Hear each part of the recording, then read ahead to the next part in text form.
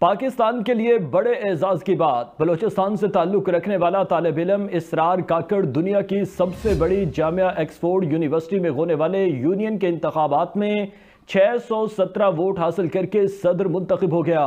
London में media से बात करते हुए इसरार काकड़ ने कहा कि इंतहाई पसमानदा गांव से यहां तक पहुंचना मेरे लिए बड़ा एजाज है।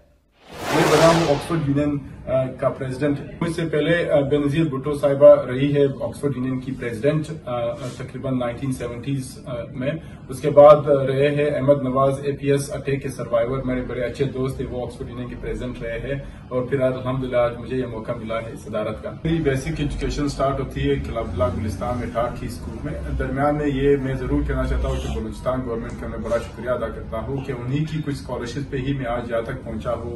उन्हीं की स्कॉलरशिप पे मैं यूनिवर्सिटी गया, बोर्डिंग स्कूल गया।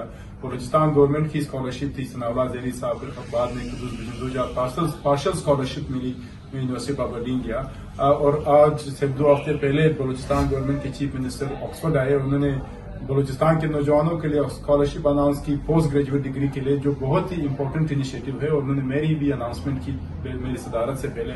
तो इस तरह की इनिशिएटिव बहुत इंपॉर्टेंट है क्योंकि बलूचिस्तान के नौजवान बहुत डिसंगेज्ड है और उनकी इंगेज करने का एक ही तरीका है कि उनको एजुकेशन के थ्रू और इस तरह अपॉर्चुनिटीज के थ्रू, और इंशाल्लाह जब उनको मौका मिलेगा दे विल डिलीवर। जिस तरह आज मैंने डिलीवर किया, इस तरह हजारों और बलूचिस्तान के स्टूडेंट्स अगर मौका मिले स्कॉलरशिप अटेंड करें तो वो उनके इस तरह के मौके को डिलीवर जरूर करेंगे। एक चीज मैं और हाईलाइट करना चाहता हूँ, मैं बना हूँ ऑक्सफोर्ड यूनियन का प्रेसिडेंट।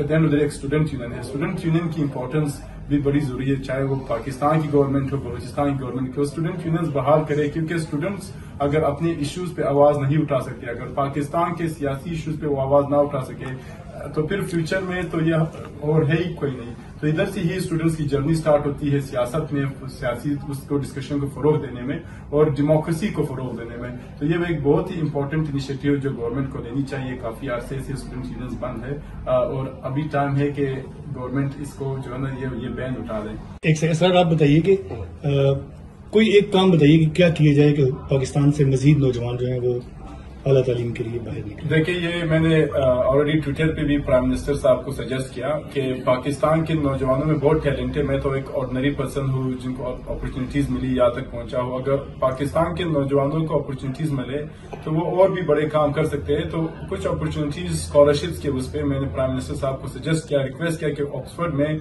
पाकिस्तान के नौजवानों के लिए, खासतौर पर नौजवानों के लिए जो मार्जिनलाइज बैकग्राउंड से, उनके लिए एक स्कॉलरशिप अनाउंस करे। हमारा ऑलरेडी एक प्रोग्राम एकेडमिक्स ने बनाया हुआ है, ऑक्सफोर्ड पाकिस्तान प्रोग्राम, जो इस तरह के नौजवानों को स्कॉलरशिप देती है, उन्हीं को फंडिंग दे ताकि पाकिस्तान के नौजवान इससे फायदा उठा सके। क्योंकि अगर पाकिस्तान के नौजवानों में हम इन्वेस्ट नहीं करेंगे तो और किस में करेंगे? यही फ्यूचर है पाकिस्तान का।